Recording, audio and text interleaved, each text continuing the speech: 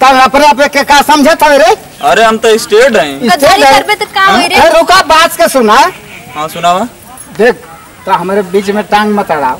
अरे यार ऐसा खूबसूरत लड़की के तू फंसा के अपने जाल में ओकर जिंदगी कंगाल कर अच्छा, जाता है। तुम्हार मन डोल गए? डोल गल तो के देख 52 बीघा था हमार 4 लेन। ठीक है चल तो के हम देख ले तो का कर लेबा तो के। हां अरे उठवा ले जाए, उठवा ले जाए। शेर है शेर। शेर तब का जान था चकुइया निकाल के कतड़िया। अरे सारे तो नहीं मारी अरे भाग गए, पकड़ा पकड़ा भाग गए। और जा भागे तो भगाइला खाइए।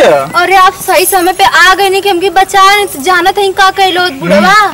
हम तो मनते न रही है। काहे हम विश्वास ही ना करते। अरे ओकर बात तो छोड़ा और चला हमारे साथ है। अंगूरी हमार पकड़ा और गुलछरा हमारे साथ उड़ावा और ऐश करा। ससुर नालायक है बतावा साला। हमारे संग गद्दारी कैला है। हमारा नाम तूफानी है। आज का बदला बिहान ही ले ले। अब बस देखा तमाशा।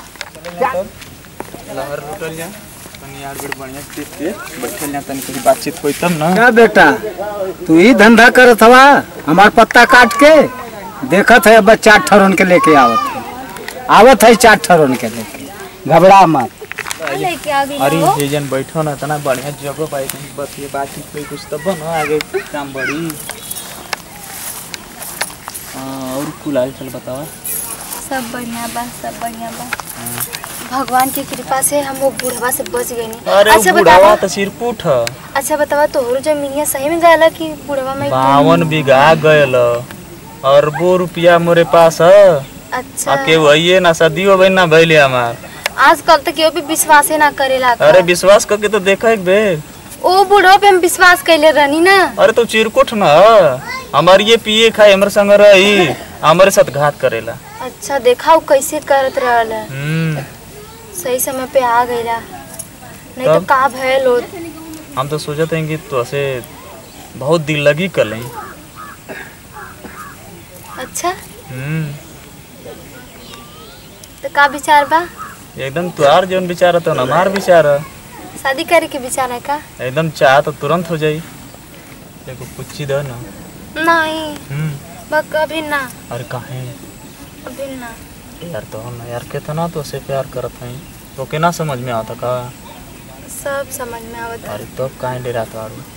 अरे और वो खरबो रुपया हमारे पास मिलल है पता है लेकिन अभी सब लुटा दे तो। अरे थुआ में शादी के बाद।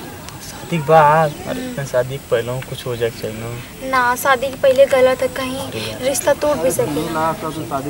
शादी के बाद का प्रेम इधर शुरू होता तू शादी के बाद शादी तो पहले वाले के छोड़ दा और हमसे ब्याह कर ला। अभी छोड़े बदे तो सोचे पड़े। अरे सोचे का छोड़बू कि दिन दर दर के ठोकर खैले से बेहतर है कि हमरे के राज करा। ठीक बा ना? तब खुश बाड़ू ना? यह साला रहल है। ये रहल चाचा। यह रहल है। यह रहल काहे तो हमरे रोजी में गोजी कर ले। फिर जवानी चल गई तेरे। बैठ अरे बाप रे। अरे अरे अरे बाप